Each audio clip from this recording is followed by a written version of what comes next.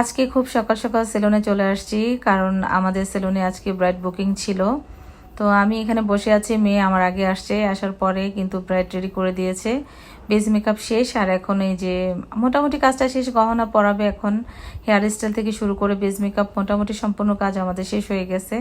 তো এই একটা সুবিধা হলো, যারা একটু আর্লি মর্নিং চলে আসেন তাদের কিন্তু আমরা কাজটা খুব দ্রুত করে দিতে পারি, এবং সকালবেলায় ঠান্ডা মাথায় কাজটা করা যায়। যদি সকাল সকাল চলে আসেন, যখন দেরি করে আসেন তখন কিন্তু চাইলেও আমরা আপনাদের সময় মতো আমরা কাজটা শেষ করতে পারি না।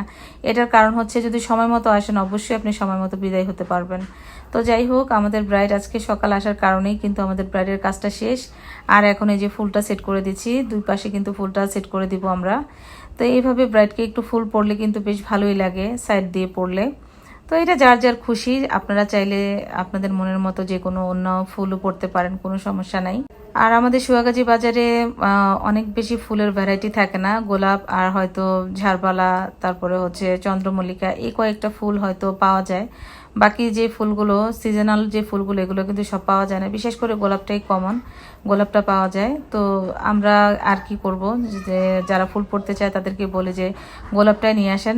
আর এটার সাথে যদি অন্য ভ্যারাইটি হতো আরও বেশি দেখতে ভালো লাগতো, যদি একটু হোয়াইট টাইপের কোনো কিছু মিক্সড করে দেওয়া যেত তাহলে আর বেশি সুন্দর লাগতো। তো আমাদের আজকের ব্রাইডের কিন্তু গহনা নিয়ে আসে নাই, তো গহনা ছাড়াই ব্রাইডকে রেডি করলাম। বাসায় গিয়ে ওনারা গহনা সেট করে দিবে। তো আমরা এখন দুপাট্টা সেট করলে ব্রাইড শেষ। কেমন হয়েছে অবশ্যই জানাবেন।